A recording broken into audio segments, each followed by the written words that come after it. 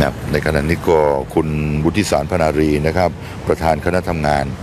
ก็ได้ขึ้นกล่าวรายงานนะครับให้กับประธานในพิธีได้ทราบนะครับขอบคุณบริษัทสกายเมดนะครับบริษัทสกายเมดแล้วก็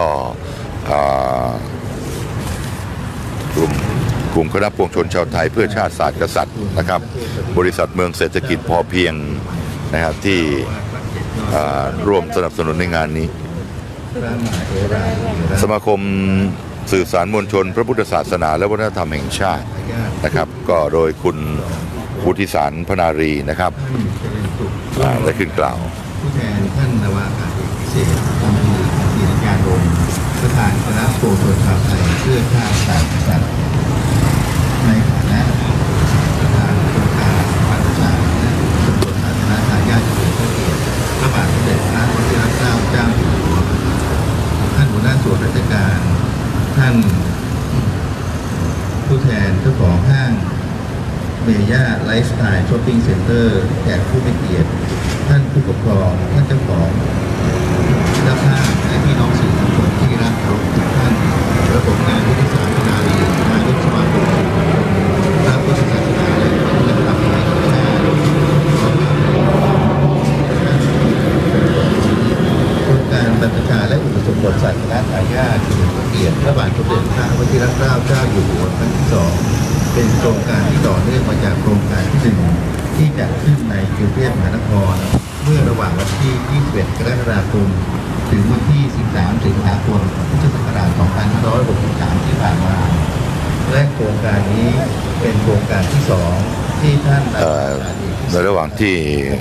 คุณวุฒิสารพนารีนะครับได้กล่าวรายงานนะครับให้ท่านประธานได้รับทราบนั้นนะครับก็ขอย้อนไปจนถึงกิจกรรมตั้งแต่วันที่ 14 เป็นต้นมานะครับการตั้งขบวนแห่นะครับนาคลูกแก้วนะครับตลอดไปจนถึงขบวนแห่ช้างแห่ม้านะครับที่เกิดขึ้นในกลางใจเมืองเชียงใหม่นะครับโดยเริ่มพิธีกันตั้งแต่เช้านะครับเช้าก็เริ่มกันที่อนุสาวรีย์3 กษัตริย์นะครับใจกลางเมืองเชียงใหม่นะครับประกอบพิธีบวงสรวงนะครับบูชาบวงสรวงเทพยดาสิ่งศักดิ์สิทธิ์องค์อดีตบุรพมหากษัตริย์ทุกๆพระองค์นะครับแล้วก็ทำการกล่าววงการนะครับถวายเป็นที่เสร็จเรียบร้อยนะครับขบวนช้างขบวนม้าขบวนแห่นะครับตลอดไปจนถึงขบวนลูกแก้วนาคลูกแก้วนะครับที่จะเดินทางไปวัดพระสิงห์นะครับเพื่อไปกราบบูชาพระพุทธสีหิงนะครับที่วัดพระสิงห์นั้นนะครับก็เสร็จเรียบร้อยก็เสร็จเวลาครึ่งช่วงเช้าหลังจากนั้นเวลาบ่ายนะครับเราก็เดินทางกลับมาขบวนแห่ก็จะมาตั้งต้นที่ห้างเมย่านะครับเริ่มต้นที่ห้างเมย่าแล้วก็เดินขบวนแห่กันไปถึงวัด7 ยอดครับและหลังจากนั้นนะครับเสร็จพิธีแล้วนะฮะเสร็จพิธีแล้วก็เข้าสู่วัด7 ยอดนะครับไปฉันพระทหารเพลแล้วก็รับประทานอาหารร่วมกันโดยคณะทำงานทุกหมู่เหล่านะครับก็ร่วมกันนะครับหลังจากนั้นภาคบ่ายก็เป็นการประกอบศาสนพิธีนะครับการจัดกิจกรรมในภาคบ่ายนะครับไปจนถึงเย็นเลยทีเดียวในระหว่างวันที่ 14 นั้นก็มีงานกิจกรรมค่อนข้างหนาแน่นนะครับจนสิ้นสุดกันในค่ำของวันที่ 14หลังจากนั้นนะฮะวันที่ 15วันที่ 15นะก็เตรียมงานเตรียมงานบรรพชานะครับแล้วก็ตลอดไปจนถึงงานศาสนพิธีหลายด้านด้วยกันนะครับก็ได้ถ่ายทอดสดไปให้ท่านผู้ชมได้ชมกันนะครับสำหรับเมื่อวานนี้นะครับเป็นพิธีบรรพชาสำหรับเมื่อวานนี้เป็นพิธีบรรพชาก็สำเร็จเสร็จสิ้นได้นะครับสำเร็จเสร็จสิ้นแล้วก็ใน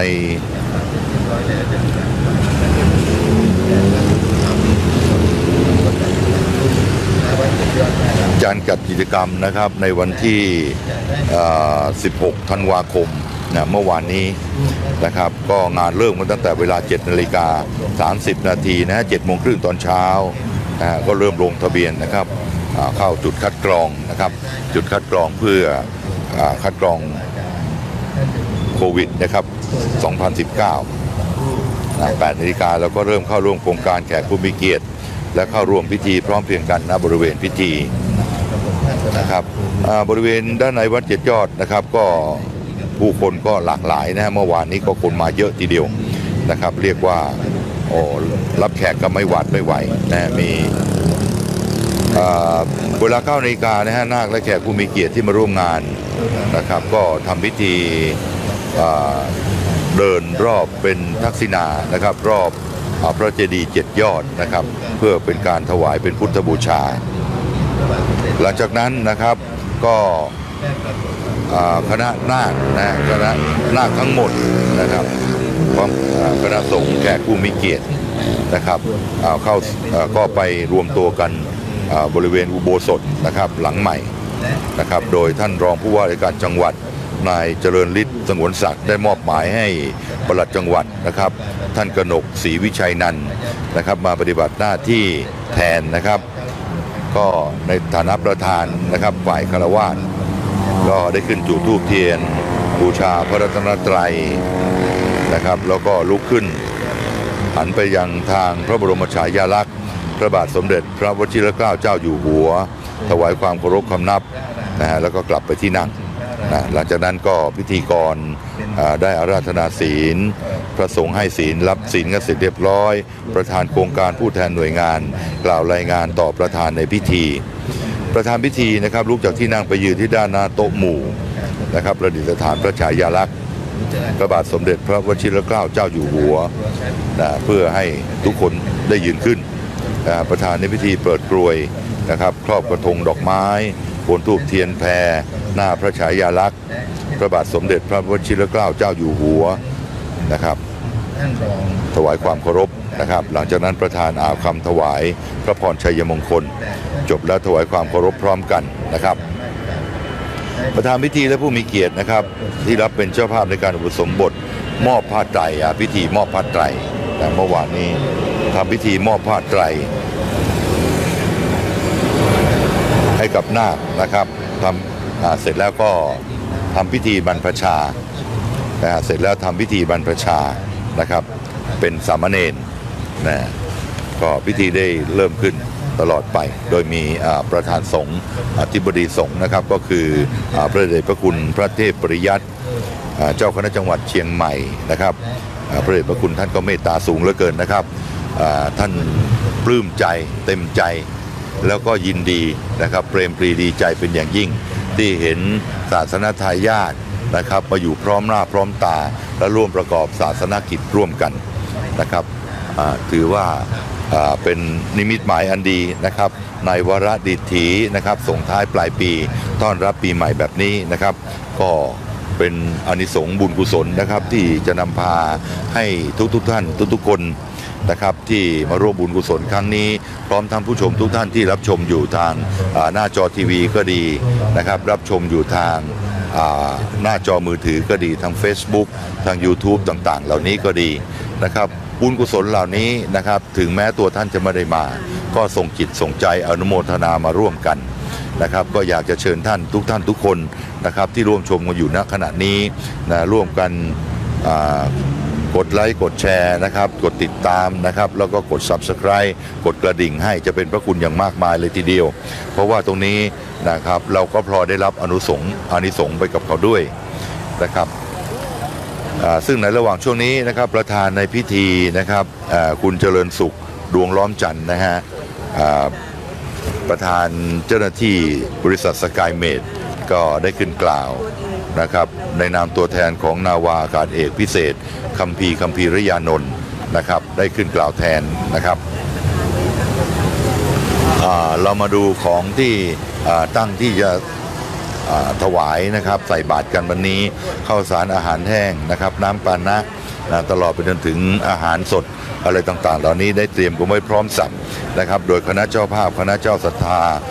ที่เดินทางมาร่วมในงานวันนี้นะครับก็ขออนุโมทนาสาธุนะครับขอบคุณหลังจากประธานในพิธี กล่าวคำแถลงนะครับวัตถุประสงค์ของโครงการเสร็จเรียบร้อยแล้วนะฮะประธานสงฆ์ก็จะได้กล่าวสมโภชนียกถานะครับโดยพระเดชพระคุณพระเทพปริยัตินะครับก็จะกล่าวสมโภชนียกถาระดับต่อไปนะครับก็เป็นศาสนพิธีนะครับก็เจริญพุทธมนต์ในช่วงเช้า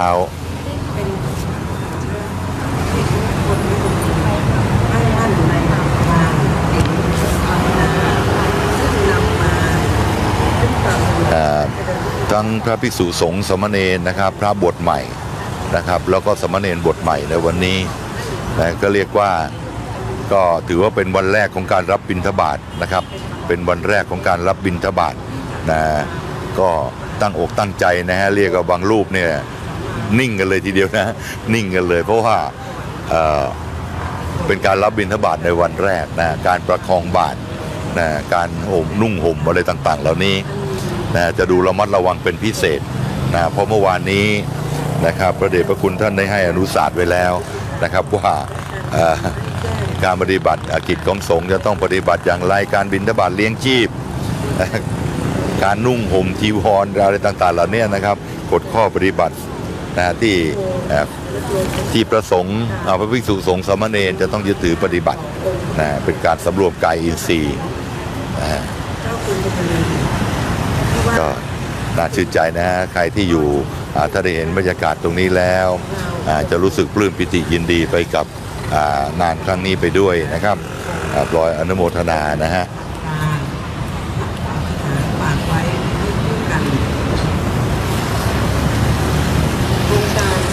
ห้างเมย่านี้เปิดทำการมาได้ไม่นานนะครับแล้วก็เป็นห้างใหญ่กลางใจเมืองนะครับอยู่แยกถนนช้างเผือกนะครับบริเวณด้านนี้ก็เป็นสี่แยกใหญ่นะสี่แยกใหญ่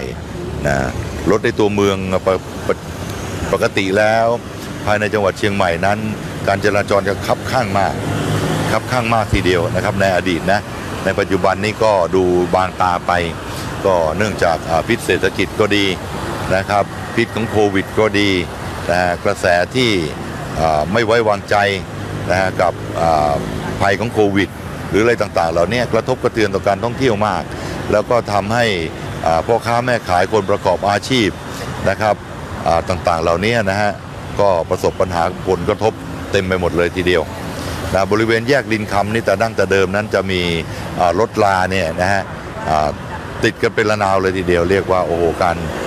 ธุรกิจเนี่ยคับข้างมากนะครับการเจริญเติบโตทางด้านเศรษฐกิจนะครับซึ่งเรียกว่าเป็นเมืองหลวงแห่งที่2ของประเทศไทยรองจากกรุงเทพมหานครนั่นก็คือมหานครเชียงใหม่ศรีนครพิงค์นะครับปัจจุบันก็ดูซบเซาไปพอสมควรทีเดียวละบางตาไปมากเลยนะครับถึงแม้ว่าในช่วงเทศกาลที่เรียกว่าเป็นฤดูกาลแห่งการท่องเที่ยวนะปกติก็จะมีนักท่องเที่ยวเนี่ยมาเที่ยวกันมากมายนะครับตามโรงแรมต่างๆเรียกว่าจองกันแบบข้ามเดือนกันเลยทีเดียวนะฮะข้ามเดือนข้ามปีกันเลยทีเดียวนะปีนี้ก็ดูบางตาไปมากเลยนะถามผู้ประกอบธุรกิจโรงแรมรีสอร์ทนะครับบ้านพักเกสต์เฮาส์ต่างๆเหล่านี้ก็บอกว่าโอ้นะครับยกเลิกกันไปซะเป็นส่วนมากน่าเห็นใจนะฮะผู้ประกอบการเพราะว่าค่าใช้จ่ายนั้นมีทุกวันคงที่นะแต่รายได้นี่มันมาไม่คุ้มกับค่าลงทุนนะครับเพราะฉะนั้นธุรกิจมันคงอยู่ไม่ได้นะถึงแม้ว่ามาตรการในการช่วยเหลือ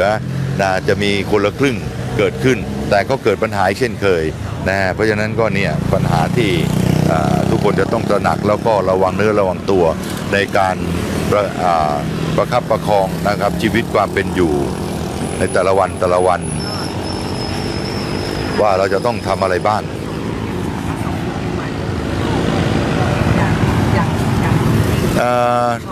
ในเขตของจังหวัดเชียงใหม่นั้นนะครับมีศาสนสถานนะครับโบราณวัตถุนะครับแล้วก็เป็นวัฒนธรรมดั้งเดิมนะครับซึ่งวัฒนธรรมกว่า700ปีนะของจังหวัดเชียงใหม่นั้นนะครับเรียกว่าเป็นมหานครล้านนานะครับเจ้านายฝ่ายเหนือที่ยังทุกวันนะครับก็ยังมีการสืบ สืบทอดกันอยู่นะครับซึ่งเรียกว่าเป็นวัฒนธรรมอันดีงามที่ถือว่าเป็นหลักชัยหลักแกนนำสำคัญนะฮะในการที่เราจะอนุรักษ์ศิลปะวัฒนธรรมประเพณีนะครับและอนุรักษ์ขนบธรรมเนียมดีๆต่างๆเหล่านี้เอาไว้นะครับเพราะคนรุ่นเก่านะครับสืบสานให้คนรุ่นใหม่ได้ถ่ายทอดกันไปนั่นเองวันนี้ใกล้อันเป็นเวลาหมดแล้วครับในระหว่างช่วงนี้ประธานในพิธีนะครับคุณเจริญสุขดวงล้อมจันทร์นะครับก็ได้ขึ้นกล่าวนะครับก็จะเริ่มสรุปนะครับหลังจากนั้น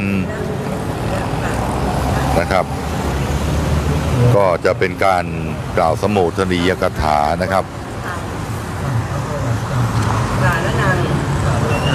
พัจจามะธรรมะจักสังฆจักธรรมาจาสังโฆทานุข้าพเจ้าแต่พระสงฆ์เจริญข้าพเจ้าทั้งหลายขอยึดพระผู้มีพระภาคเจ้าขอยึดพระผู้มีพระภาคเจ้าพระองค์นั้นแม้ประดิษฐ์ยังอยู่กี่วันครับพ่อครับก็วันนี้วันอยู่เชียงใหม่สุดท้ายวันนี้ก็บ่ายนี้ก็จะไปที่วัดพระธาตุสีจอมทองไปปักหลักปฏิบัติธรรมอยู่ที่นั่นจนถึงวันที่5เดือนมกราก็ปีใหม่ด้วยอะไรด้วยก็เป็นการที่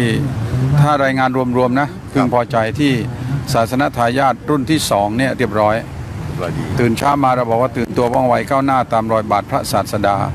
พุทธเจ้าสอนเรื่องสติสัมปชัญญะมีความเพียรอยู่เสมอท่านทั้งหลายจงทำความไม่ประมาทให้ถึงพร้อม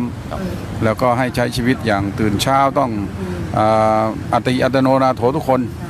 พึ่งตนเองตั้งแต่แปรงฟันเลยก่อนจะคุยกับใครเราบอกเลยบอกต้องแปรงฟันก่อนต้องปัสสาวะอุจจาระให้เรียบร้อยห่มผ้าตอนนี้อยู่ขั้นตอนในการที่คัดออกมาที่คนอย่างห่มผ้ายังไม่เป็นวันนี้เสร็จหมดหมายถึงว่าต้องช่วยตัวเองให้ได้บวชใหม่2 วันนี้ช่วยตัวเองได้เลยนี่คือเราตั้งใจเพื่อให้พัฒนาตัวเองจริงๆโดยเฉพาะคนที่สูบบุหรี่เละเทะตุ้มเป๊ะเนี่ยลองมาเลือกทางนี้ดูแค่เขาเลือกอาทิตย์เดียวเขาบอกอาจารย์ผมไม่นึกว่าชีวิตผมจะเปลี่ยนขนาดนี้ เปลี่ยนขนาดนี้เลยว่างั้นเอาแล้วมันเปลี่ยนขนาดไหนโอ้โหมันประหยัดตั้งแต่ไม่ต้องเสียเวลาไปหยิบบุหรี่มาสูบไหนจะเผาเงินอีกพอคิดถึงลูกถึงเมียก็นั่งน้ำตาร่วงเลยน้ำตาไหลภูมิใจที่ตัวเองทำได้ว่างั้นบางคนอักดิบเลยนะแต่มาบอกโอ้ยบุหรี่กระจอกปากก็หลุดแล้วเหมือนอาจารย์พยอมบอกแต่ว่ามันประหยัดเงินนะดิประหยัดเงินแล้วโรคภัยไข้เจ็บเราก็ไม่เบียดเบียนต่อไปใช่ไหมมันไม่เอาเชื้อโรคเข้ามาโรคปอดมันต้องดีต่อสุขภาพด้วยดีต่อสุขภาพแล้วดีทุกอย่างแต่มาตื่นเช้ามาก็ต้องฝึกแล้วพอก่อนจะไปทานอาหารก็เดินจงกรมแล้วก็ฝึกโยคะมีโครงการนี้รุ่น2เนี่ยเรามาสอนโยคะเต็มเลยสอนกรรมฐานด้วยสอนยังไงพระอาจารย์โยคะก็มีทั้งเยอะมีหลายกระบวนท่า1ให้ก้มเงยแล้วก็ให้พลิกตัวบิดตัวบางทีมันแก้กระเบนเหน็บที่ว่ามันปวดเรียกว่าเส้นเอ็นมันพลิกเส้นเอ็นแล้วก็มันเกี่ยวกับเรื่องของไอ้กระดูกทับเส้นพลิกไปพลิกมานี่มี2 องค์เขาบอกว่าผมหายตอนไหนไม่รู้มันหลุดไปเพราะว่ามันทับกันพอบิดไปบิดมามันเข้าคืนเราก็ต้องสอนแล้วก็สอนแบบนั่งสมาธิแล้วก้มไขว้ขา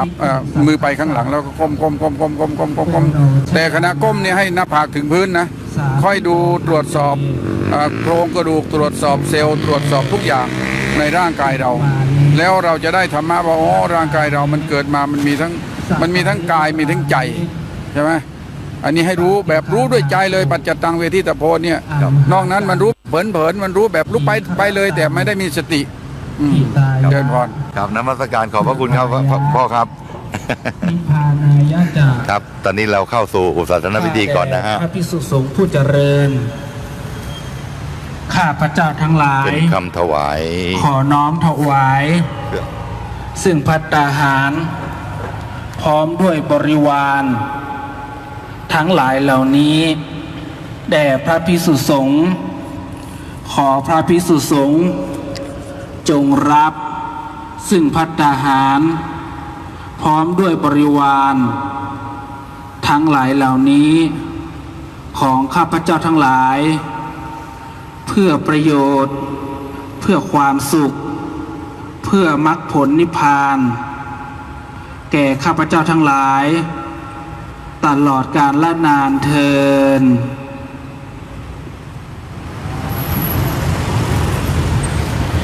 ครับและในโอกาสนี้กล่าวกับผมขออนุญาต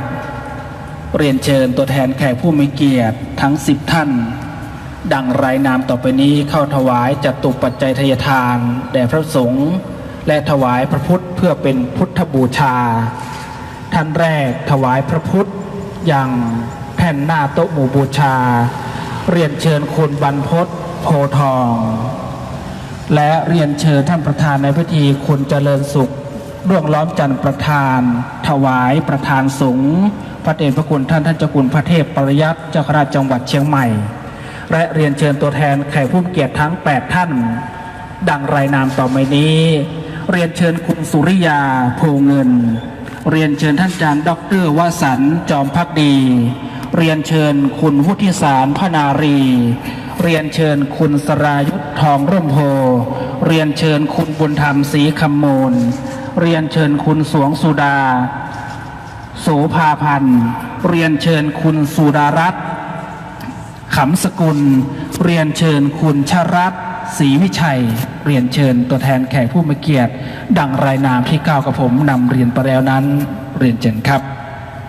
หากท่านได้น้อมนำถวายแล้วนะครับนำน้ำหยาดที่อยู่ยังบริเวณด้านหน้าพระสงฆ์กลับยังที่รับรองเพื่อหยาดน้ำและรับพรจากพระสงฆ์ตามลำดับต่อไปครับครับแขกผู้มีเกียรติที่มาร่วมพิธีนะครับก็ได้ขึ้นถวายเครื่องทายธรรมนะครับจตุปัจจัยโดยครับเป็นเจตุท่านประเคนอย่างพร้อมเพรียงกันนะครับจตุปัจจัยทานและนำน้ำหยาดที่อยู่อย่างบริเวณด้านข้างสวยดอกนำมาหยาดอย่างที่รับรองเดิมครับเรียนเชิญทุกท่านกลับยังเก้าอี้รับรองเดิมนะครับครับเรานักปราชญ์ราชบัณฑิตท่านได้กล่าวไว้ว่าสนิมเกิดจากเนื้อเหล็กในของมันเองฉันใดกิเลสของคนใจเราก็เกิดจากใจเราฉะนั้นหาใช่ศัตรูภายนอกอื่นเลยเมื่อเกิดขึ้นแล้วจิตใจย่อมเศร้าหมองและสร้างความเสียหายเพราะฉะนั้นเราต้องหาน้ำพระธรรมคำสอนมาสะล้างความเศร้าหมองสะล้างจิตใจน้ำที่ดีที่สุดก็คือน้ำพระธรรมคำสอนขององค์พระสัมมาสัมพุทธเจ้าและผู้ที่จะถ่ายทอดน้ำพระธรรมคำสอนได้ดีที่สุดก็คือผู้เป็นสาวกของพระองค์ท่านบัดนี้ผู้เป็นสาวกเหล่าสังฆบุตรพุทธิชนวงศ์อยู่เบื้องหน้าท่านแล้วพระผู้มีปฏิปทาศีราจาริวัตรอันงดงามมีพรรษาสูงสุดก็พระเดชพระคุณท่านเจ้าคุณพระเทพประยัติจังหวัดเจ้าคณะจังหวัดเชียงใหม่ในโอกาสนี้ก้าวกระผมขอกราบนมัสการพระคุณท่านได้ประทานโอวาทธรรมกล่าวสมวนียคถาเพื่อที่ให้พวกเรานั้นได้จดได้จำได้นำไปใช้นำไปไว้ประพฤติปฏิบัติและประดับสติปัญญาขอกราบนมัสการครับเจริญพรท่านประธานโครงการบวชสาธารณทายาทเฉลิมพระเกียรติซึ่งเป็นตัวแทนของนาวากาศเอกคัมภีรยานนท์ซึ่งเป็นนาวากาศเอกนั้นเป็นพิเศษท่านได้ชั้นเป็นพิเศษแล้วเรียกว่าพันอากาศ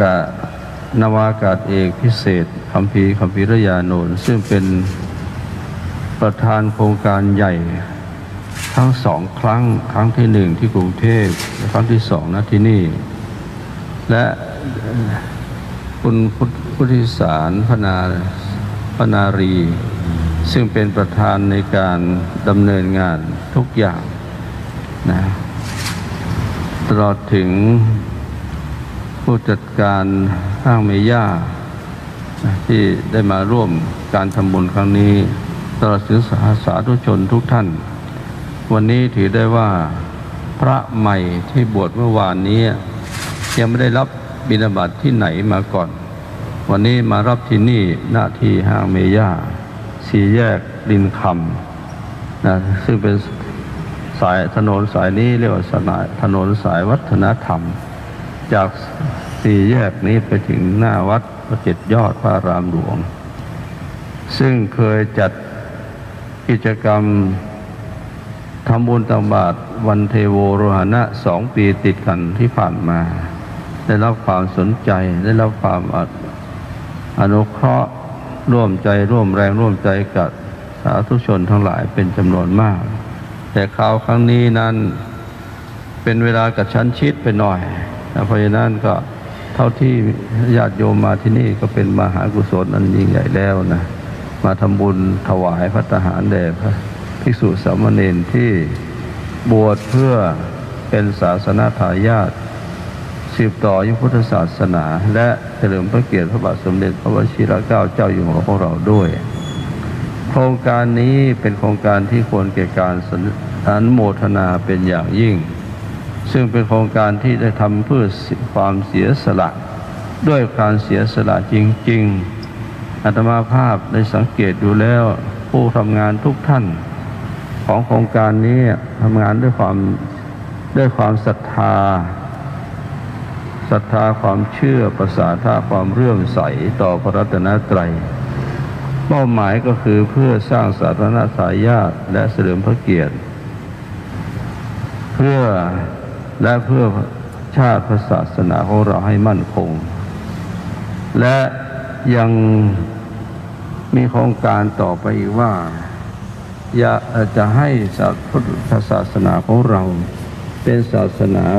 ประจำชาติไทยซึ่งประเทศไทยของเรานั้นเป็นศาสนาพุทธมานานแล้วเป็น1,000 ปี 2,000 ปีนะตั้งแต่บรรพบุรุษของเราพระมหากษัตริย์ทุกพระองค์เป็นพุทธศาสนิกชนเป็นองค์อุปถัมภ์พระพุทธศาสนาที่ว่าอุปถัมภ์พพระพุทธศาสนานะดังที่โยมนะได้กล่าวเมื่อกี้นี้เป็นประธานนะพระมหากษัตริย์ของเราได้เสียสละพระชนชีพเพื่อชาติเพื่อพระศาสนาของพระองค์สืบทอดมาจนยาวนานแต่ปัจจุบันนี้นะรัฐธรรมนูญของประเทศไทยได้หลีกเอาพระพุทธศาสนาของชาติของเรานั้นออกจากรัฐธรรมนูญไม่มีปรากฏในรัฐธรรมนูญเพราะฉะนั้นประชาชนชาวไทยซึ่งเป็นพุทธศาสนิกชนทุกหมู่เหล่า90 กว่า%นั้นนะต้องการจะให้พุทธศาสนานั้นเป็นศาสนาประจำชาติไทยให้เต็มรูปแบบนะมีรัฐธรรมนูญรองรับศาสนาของเราเพราะฉะนั้นญาติโยมทั้งหลายขอช่วยเป็นแรงใจแรงกายแรงใจแรงปัญญาที่จะช่วยสนับสนุนอุทิศตั้งจิตอธิษฐานขอให้สำเร็จตามวัตถุประสงค์ของเราตามวัตถุประสงค์ของโครงการด้วยนั้นการทำบุญครั้งนี้และการทำบุญครั้งนี้นั้นญาติโยมทั้งหลายก็ตั้งใจที่ได้มาทำบุญถวายภัตตาหารแด่พระสงฆ์สามเณรที่บวชเมื่อวานนี้80 กว่ารูปสามเณร23พระอุปสมบทเป็นพระ60 รูปหลังจากบวชตอนนี้บวชแล้ววันนี้รับบิณฑบาตกลับไปฉันเพลที่วัด7 ยอดฉันเพลเสร็จแล้วตอนบ่ายจะได้ขับเคลื่อนส่งพระใหม่ทั้งหมดไปเข้าปฏิบัติวิปัสสนากรรมฐานที่วัดพระธาตุศรีจอมทองซึ่งเป็นวัดของพระเดชพระคุณพระพรหมมงคลพระอาจารย์ทองที่เราเคารพนับถือรู้จักกันในสายพระปฏิบัติในภาคเหนือของเราแล้วหลวงปู่นั้นเป็นพระปฏิบัติเป็นพระวิปัสสนาจารย์ของมหาเถรสมาคมประเทศไทยท่านยกย่องว่าเป็นพระวิปัสสนาประเทศไทยแต่บัดนี้ท่านได้ละสังขารไปแล้วมีแต่ลูกศิษย์ลูกหาท่านสืบสารการปฏิบัติธรรมของท่านยังอยู่เพราะนั้นเราจะเอาพระภิกษุสามเณรวันนี้ไปฝากท่านเพื่ออบรมวิปัสสนากรรมฐานต่อยอดเพื่อการศึกษาของพระ ของพระสงฆ์สามเณรที่บวชแล้วนะให้สมบูรณ์ได้ศึกษาบวชแล้วต้องศึกษาเราเรียนพระธรรมวินัยให้มีความรู้ถึงแม้จะลาสิกขาไปแล้วก็เพื่อนำเอาหลักธรรมไปเป็นสาระของชีวิตของทุกชีวิตต้องอยู่ด้วยธรรมะต้องมีธรรมะถ้าไม่มีธรรมะแล้วนะชีวิตจะขาดอะไรสักอย่างหนึ่งไม่สมบูรณ์แบบดังที่เราได้เห็นกันใน2-3 ปีที่ผ่านมานี้นะโดยเฉพาะปีนี้นะ2563มีคนทำอัตตวินิบาตฆ่าชีวิตของตนเองนะทำอัตตวินิบาตฆ่าตัวนะทำร้ายตัวนะมีเป็นจำนวนมากขึ้นเพราะเหตุว่าเขามีปัญหาและไม่รู้กับวิธีแก้ปัญหาไม่ได้มีธรรมะเพื่อไปใช้แก้ปัญหาและขาดบุคคลผู้ที่เป็นที่ปรึกษาเขาเพราะฉะนั้นเมื่อพระสงฆ์ได้บวชแล้วนะได้ไปศึกษาเล่าเรียนทั้งตัวเองได้นำปฏิบัติแล้วจะนำเอาธรรมะไปเผยแผ่เป็นแบบอย่างเป็นเยี่ยมอย่างให้แก่ครอบครัววงตระกูลตลอดถึงญาติมิตรและประชาชนทั้งหลายจะเป็นการเผยแผ่ศาสนาไปในตัวด้วยถ้าพระสงฆ์ที่บวชแล้วจะอยู่ต่อก็เป็นพระคุณต่อไปเป็นบุญเป็นคุณต่อพระศาสนาช่วยกันเผยแผ่พุทธศาสนาให้สืบต่อไปอันนี้เป็นเป้าหมายของการบวชครั้งนี้นะโครงการของการบวชนี้เป็นปัจจัยสำคัญดังนั้นท่านทั้งหลายได้ภาคภูมิใจและการโครงการนี้ยังจะมีการช่วยสนับสนุนโครงการของทางวัด7 ยอดของเราเคยสาธยายพระไตรปิฎกมาครั้งหนึ่งดูได้3 ปี 4 ปีที่ล่วงแล้วมาบัดนี้จะได้สืบสานประเพณีสืบสานกิจกรรมนั้นอยู่เพราะวัด7 ยอดของเรานั้นเป็นวัดที่พระเจ้าติโลกราชไปทรงสร้างไว้ให้ลูกให้หลานให้เยาวชนอนุชนรุ่นหลังคือพวกเราแล้วพระองค์ทรงทำการสังคายนาพระไตรปิฎกครั้งแรกในประเทศไทยและครั้งที่8ของโลกด้วยณที่วัด7 ยอดแห่งเหล่านี้ที่นั้นเพื่อสืบสานพระราชปณิธานของพระเจ้าติโลกราชของเราซึ่งเป็นพระมหากษัตริย์ล้านนาประเทศองค์ที่9เราจะสาธยายพระไตรปิฎกขอแจ้งให้ญาติโยมณที่นี้ว่าในวันที่27 ตอนบ่าย27 28 29 ตอนบ่ายตั้งแต่บ่ายโมงเป็นต้นไปหรือ13 นาฬิกาเราจะสาธยายไปจนถึงประมาณสัก16 นาฬิกานะ16 นาฬิกาเข้ากันเป็นชุดๆนะไม่ว่าจะผู้ใหญ่ผู้หญิงผู้ชายคนเฒ่าผู้สูงอายุหรือเยาวชนลูกเล็กเด็กแดงที่อ่านหนังสือได้สาธยายพระไตรปิฎกเป็นภาษาบาลีเพื่อสืบสานวัดพระราชปณิธานพระเจ้าติโลกราชของเราดังที่กล่าวนั้นก็ขอเกริ่นข่าวให้ท่านทั้งหลายได้ทราบไปไว้ล่วงหน้าและโครงการนี้ได้รับความอนุเคราะห์จากท่านนาวากาศเอกพิเศษคัมภีรยาโนนซึ่งเป็นประธานโครงการบวชครั้งนี้จะมาช่วย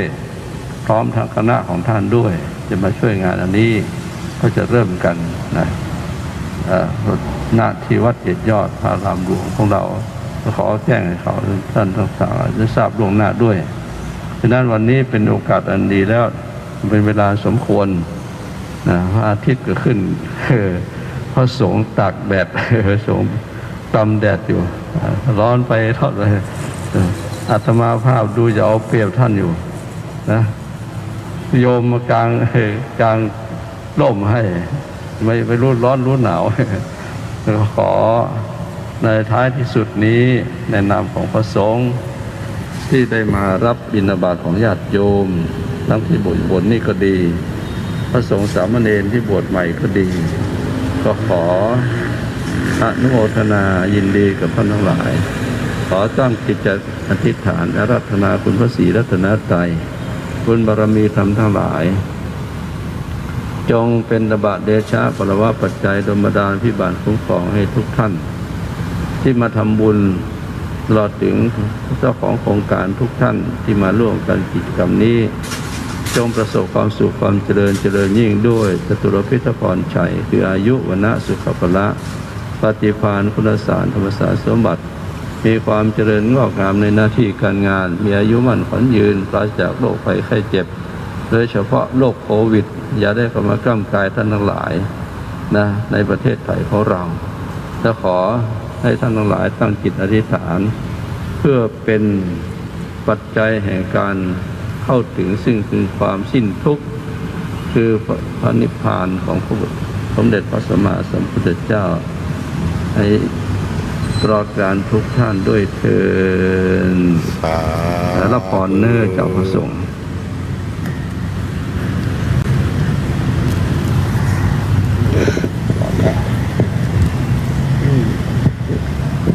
ยะถาวาริวหาปุราปริปุเรนติสาครังเอวะเมวะอิโตทินังเปตานังอุปกัปปติอิจิตังปฏิตังตุมหังคิปะเมวะสมิจจตุสพเพปุเรนตุสังกปาจันโทปนรสโสยถามณิโชติรสโสยถาเววัจจันโตสัพพะโรโควินาศตุมาเตภวัตวันตรายโยทิกายุโกภวสัพพิติโยวิวัจจันโตภะโรโควินาศตุมาเตตรายโยสุขิเตคายุโกภวสัพพิติโยวิวัจจันตุสัพพะโรโควินาศตุมาภวัตวันตรายโยสุขิยุโกภวะอภิวาทนาสิริสเนจังปัจจายโนจัตตารโอวัฏันติอายุวันโนสุขังปะลังอายุโทภลโทติโรปฏิภาณโทสุขัสสะทาตาเมธาวิสุขังอติคัจจติอายุงทัตตวาภลังสุขันจะปฏิภาณโทเดคายุยัสสวะโหติยัตถุปปัสสติติภวตุสัพพมังคลังรังพัตตาสัพพพุทธานุภาเวนะสัทธาโสทิตุเตภวตุสัพพมังคลังรังปเทวตามานุภาเวนะสตาโสทิภวันตุเตภวตุสัพพรังรักขันตุสัพพเทวตาปัสสังฆานุภาเวนะโสทิภวันตุเต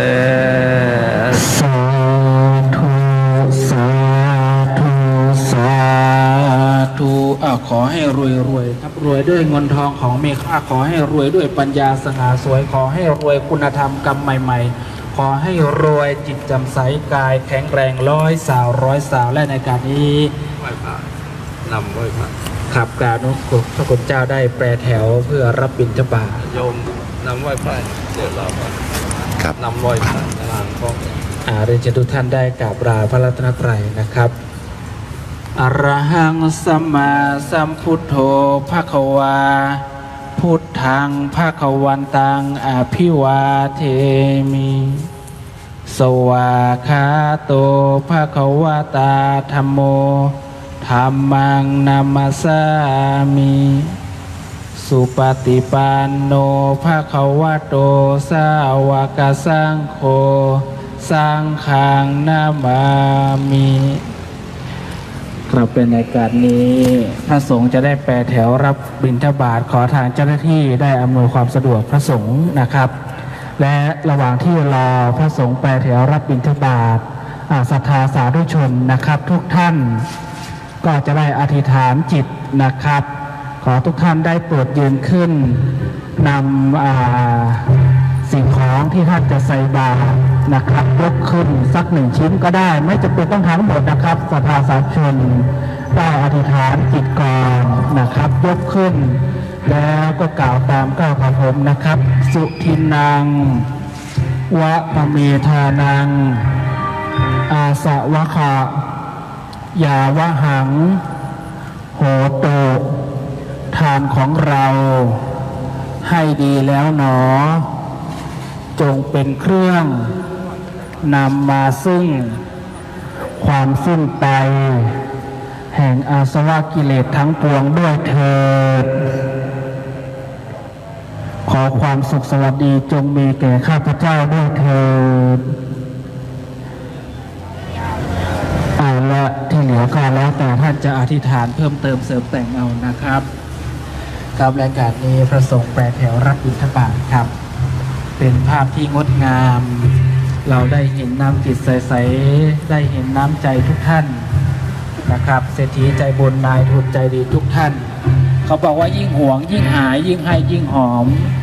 วันนี้พวกเราได้ร่วมกันนะครับเปลี่ยนเงินเป็นบุญเปลี่ยนทุนเป็นธรรมเราได้รักษาจิตในการทำนุบำรุงซึ่งพระพุทธศาสนาสืบสานนะครับพระพุทธศาสนาบุญกุศลก็จะก่อเกิดให้กับพวกเราบุญที่พวกเราได้คิดได้นำได้ทำก็จะเกิดเป็นภาวะเป็นปัจจัยให้เราเมื่อสังขารกายดับไปชีวิตก็ไม่ตกอยู่ในความลำบากดวงวิญญาณก็จะไปสู่ในสวรรค์ประยันภพไปสู่ในภพในภูมิที่ดีหายากนะครับที่เราจะมีโอกาสทำบุญตักบาตรพระสงฆ์จำนวนมากๆแบบนี้บุญกุศลที่พวกเราได้นำได้ทำได้คิดก็จะเกิดหนุนให้พลังชีวิตของเรานั้นมีพลังจิตที่ดีความสุขสวัสดีก็จะมีกับพวกเราและก็ครอบครัวลูกหลานนะครับก็จะมีสุขภาพดีบุคคลอันเป็นที่รักของท่านที่ท่านได้อธิษฐานจิตได้รำลึกนึกถึงก็จะมีสุขภาพจิตมีพลังกายมีพลังใจที่ดีนี่แหละครับวัฒนธรรมนำใจไม่ไร้ทุกข์เนาะนะครับให้เราเป็นสุขกายใจตั้งมั่นซึ่งโครงการบรรพชาอุปสมบทศาสนาทายาทเฉลิมพระเกียรติในครั้งนี้จัดขึ้นเป็นครั้งที่2จังหวัดเชียงใหม่ถือว่าเป็นจังหวัดแห่งเมืองวัฒนธรรมเมืองแห่งศิลปวัฒนธรรมเมืองแห่งมีผู้มีคุณธรรมศีลธรรมนะครับว่าเราได้เห็นจากภาพวันนี้เป็นภาพที่งดงามครับบัดนี้พระสงฆ์จะได้เริ่มแปรแถวรับบิณฑบาตครับเตรียมของที่จะใส่บาตรเราได้ยกอธิษฐานจิตเหนือเกล้าเหนือกระหม่อมของใส่บาตรเป็นของที่บริสุทธิ์เราได้ทำด้วยจิตที่บริสุทธิ์ความเป็นมงคลก็จะก่อเกิดให้กับพวกเราวันนี้เราสังฆบุตรพุทธชินวงศ์ผู้ดำรงพระสัทธรรมพระเนนเถรน้อยจำนวนเยอะๆเหล่าลูกศิษย์พระตถาคตผู้ที่จะถ่ายทอดนะครับพระธรรมคำสอนในกราบนมัสการพระคุณเจ้าเลยครับเดินแปรแถวรับบิณฑบาตเลยครับเป็นภาพที่งดงามอย่างยิ่ง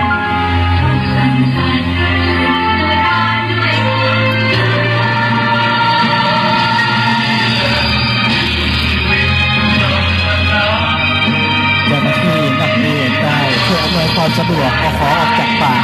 สงฆ์ด้วยนะครับ ไปประจำพระสงฆ์แต่ละรูปเลยครับน้องๆนักเรียน ไปยืนประกบอยู่ข้างพระสงฆ์เลยครับ ไปเลยครับไม่ยืนอยู่คนนี้ครับ ไปยืนประกบข้างพระสงฆ์เลยครับไปยืนประกบข้างพระสงฆ์เลยครับด้วยบุญกุศลที่ข้า ครับท่านผู้ชมที่เคารพครับ ในระหว่างนี้การแปรแถวพระสงฆ์นะครับที่และสามเณรนะครับ จะเดินแปรแถวไปรับบิณฑบาตท่ามกลางคณะศรัทธาญาติโยมยาวเหยียดเลยทีเดียวนะฮะข้าวของที่จะมาทั้งข้าวสารอาหารแห้งน้ำปานะอาหารสดของบูชาต่างๆเหล่านี้นะครับ ก็มากันเรียกว่ามากมายนะครับ ยาวมากนะฮะเส้นทางนี้ยาวไปจนถึงป่านนู่นเลยนะครับ ยาวตลอดเส้นทางถนนเลยทีเดียว ถือว่าเป็นภาพอันประทับใจนะครับ ก็ฝากความประทับใจนี้ไว้นะครับส่งท้ายปลายปีกันแล้วกันนะครับขอให้ทุกท่านมีความสุขนะฮะกับการได้ทำบุญวันนี้อนุโมทนาด้วยกันนะฮะอนุโมทนาด้วยกัน เดี๋ยวเราจะตามขบวนของเรานะครับไปส่งขบวนไปจนถึงบริเวณด้านหน้านะครับก่อนที่จะเข้าวัดนะฮะแล้วเสร็จแล้วพระท่านจะได้ไปพิจารณาอาหารเพื่อฉันพระทหารต่อไปนี่คือเป็นบิณฑบาตมื้อแรกนะครับบิณฑบาตมื้อแรกของพระภิกษุใหม่และสามเณรใหม่เปลี่ยนเงินให้เป็นทุนนะครับเปลี่ยนทุนให้เป็นธรรมเปลี่ยนเงินให้เป็นบุญเปลี่ยนทุนให้เป็นธรรมนะครับนี่คือคติธรรมของการทำบุญนะฮะนักบุญทุกคนนะครับร่วมกันทำบุญสังฆบุตรพุทธชินวงศ์วันนี้นะครับเราร่วมกันสร้างความสุขนะครับอันนี้ความสุขโดยแท้จริงสุขจริงๆสุขกับการที่ได้บุญอันนี้สงส์ให้การบุญนี่คือความสุขจริงๆสุขที่ถาวรตลอดการตลอดไปข้ามภพข้ามภูมิเลยทีเดียวนะครับขอให้ท่านน้อมจิตน้อมใจนะฮะถึงตัวจะไม่ได้มาใส่ที่นี่น้อมใจในขณะที่ชมรายการอยู่นะชมทางการถ่ายทอดสดอยู่นะครับน้อมจิตน้อมใจถวายอนุโมทนาไมยนะครับนี่เป็นคำอนุโมทนาใบนะให้พุทธบุตรนะครับสังฆบุตรพุทธชินวงศ์ทั้งหลายนะครับไม่ว่าจะเป็นสามเณรเทนน้อยนะครับต่างๆเหล่านี้ให้ได้รับบุญรับกุศลได้ทั่วถึงกันดีใจปลื้มใจนะครับแล้วก็เบิกบานใจเหลือเกินนะครับการทำบุญในวันนี้นะครับในการทำบุญครับเราก็จะขอฝากภาพความประทับตาตึงใจนี้ไว้นะให้ทุกท่านได้จารึกระลึกนึกถึงว่าครั้งหนึ่งในมหาศรีนครพิงค์เชียงใหม่นะครับเรามีกิจกรรมสำคัญนะในการร่วมกันบรรพชาและอุปสมบทศาสนทายาทเฉลิมพระเกียรติพระบาทสมเด็จพระวชิรเกล้าเจ้าอยู่หัวครั้งที่2ซึ่งจัดขึ้นในจังหวัดเชียงใหม่นะและครั้งนี้นะคือถือเป็นครั้งประเดิมนะครับอีกหนึ่งครั้งของประเทศไทยนะครับที่ภาคเหนือของเราในระหว่างที่คณะศรัทธาสาธุชนนะครับผู้มีบุญทุกท่านทุกคนกำลังใส่บาตรกันนั้นเราก็จะพาเดินชมบรรยากาศนะครับโดยรวมนะครับความพร้อมเพรียงความร่วมจิตร่วมใจความเป็นบุญกุศลเมืองแห่งวัฒนธรรมกลิ่นอายของวัฒนธรรมล้านนานะฮะจังหวัดเชียงใหม่ภาคเหนือของไทยแหล่งท่องเที่ยวอันลือชื่อทั่วโลกนะครับวันนี้นะครับกลิ่นอายวัฒนธรรมนี้ไม่ได้จางหายไปเลยนะครับศรัทธายังอยู่คงเดิมและมากขึ้นเรื่อยๆนะครับเราก็ขอแสดงความยินดีและก็ดีใจนะฮะคณะศรัทธาสาธุชนและระหว่างช่วงนี้เราจะเดินผ่านผู้คนที่เข้ามาร่วมถวายการตักบาตรทำบุญนะครับไปรอคอยด้านหน้านะครับซึ่งบรรยากาศข้างหน้านั้นนะครับก็ยังมีผู้คนที่ไปยืนรอคอยนะครับการใส่บาตรกันอีกมากมายเลยทีเดียวนะฮะตอนนี้หัวแถวยังมาไม่ถึงนะครับหัวแถวที่พระสงฆ์จะมาร่วมบิณฑบาตยังมาไม่ถึงนะยังอยู่ระหว่างช่วงเต็นท์อยู่นะครับปลายหางแถวที่เพิ่มขึ้นมาฝั่งนี้นะฮะยังอีกโอ้โหไปยาวกันทางนู้นก็มีนะฮะด้านนู้นก็ยังมีอีกอ๋อครับเราก็จะส่งท้ายกับการปฏิบัติธรรมนะครับแล้วก็ งานกิจกรรมสำคัญในการร่วมโครงการบรรพชาและอุปสมบทนะครับศาสนทายาทเฉลิมพระเกียรติพระบาทสมเด็จพระวชิรเกล้าเจ้าอยู่หัวครั้งที่2นะครับในจังหวัดเชียงใหม่ด้วยการส่งท้ายภาพบรรยากาศแห่งความทรงจำนะครับณศรีนครพิงค์นครเชียงใหม่ในวันนี้นะครับด้วยภาพบรรยากาศแห่งความสุขนะครับส่งท้ายปีเก่ารับปีใหม่นะครับแล้วก็บุญใหญ่ส่งท้ายปลายปีทำความดีข้ามพศนะครับอย่าลืมนะครับ27 28 29นะครับสาธยายพระไตรปิฎกนะครับที่วัด7 ยอดนะครับท่านใดที่จะไปร่วมสาธยายพระไตรปิฎกเป็นภาษาบาลีนะครับงานเริ่มวันที่27 28 และ 29นะที่วัด7 ยอดนะครับงานเริ่มในช่วงบ่ายนะฮะไปร่วมบุญกันนะฮะสวดสาธยาย3 วันด้วยกันนะครับท่านใดสนใจก็ไปร่วมบุญกันนะครับแล้ววันที่31นะครับสวดมนต์ใหญ่ส่งท้ายปลายปีนะครับสวดมนต์ปฏิบัติธรรมข้ามปีทำความดีข้ามพศนะครับสวดมนต์ปฏิบัติธรรมข้ามปีนะโดยเฉพาะวัด7 ยอดนั้นจัดกิจกรรมใหญ่ทุกปีนะฮะสวดมนต์ปฏิบัติธรรมแล้ววันที่1นะวันรับศักราชใหม่2564ด้วยการทำบุญตักบาตรพระอย่างนี้นะครับซึ่งจะนำคณะสงฆ์และก็พระภิกษุสงฆ์สามเณรนะครับมารับบิณฑบาตกันนะครับก็เรียนเชิญทุกท่านมาร่วมงานโดยพร้อมเพรียงกันนะครับนี่คืออานิสงส์ที่เราจะฝากไว้เป็นทุนนะครับทำบุญนะครับให้เป็นอานิสงส์ใหญ่นะครับรับศักราชใหม่2564นะครับดีใจกับทุกท่านนะครับสำหรับรายการนี้นะครับกิจกรรมครั้งนี้โครงการนี้ขอบคุณคณะปวงชนชาวไทยเพื่อชาติศาสตร์กษัตริย์บริษัทเมืองเศรษฐกิจพอเพียงบริษัทสกายเมดนะครับสมาคมสื่อสารมวลชนพระพุทธศาสนาและวัฒนธรรมแห่งชาตินะครับเทศบาลตำบลช้างเผือกนะครับแล้วก็หน่วยงานองค์กรนะครับองค์การบริหารส่วนจังหวัดเชียงใหม่นะตลอดไปจนถึงหน่วยงานภาครัฐองค์กรสพช้างเผือกนะที่อำนวยการด้านการจราจรแล้วก็เจ้าหน้าที่ทุกฝ่ายทุกหมู่เหล่านะที่ช่วยอำนวยการเกี่ยวกับการจัดงานครั้งนี้ด้วยความขอบพระคุณและอนุโมทนาเป็นอย่างสูงนะครับสำหรับส่งท้ายรายการวันนี้นะครับบรรยากาศของการตักบาตรนะครับเราก็คงกราบขอบพระคุณนะครับพบกันใหม่นะครับในวันที่19ที่สถานปฏิบัติธรรมเขตประชาพัฒน์อำเภออู่ทองจังหวัดสุพรรณบุรีนะครับจัดงานกิจกรรมสวดมนต์ปฏิบัติธรรมนะครับปิดวาจานะครับท่านใดจะร่วมศรัทธานะครับ10 วัน 10 คืนเช่นเดียวกันเรียนเชิญทุกท่านไปร่วมงานโดยพร้อมเพรียงกันสำหรับวันนี้การถ่ายทอดสดของเราก็คงจะหมดเวลาด้วยเวลาเพียงเท่านี้ขออนุภาพแห่งบุญกุศลนะครับคุณพระรัตนตรัยคุ้มครองปกป้องรักษาทุกท่านทุกคนให้อยู่ร่มเย็นเป็นสุขนะครับทำมาค้าขึ้นเจริญรุ่งเรือง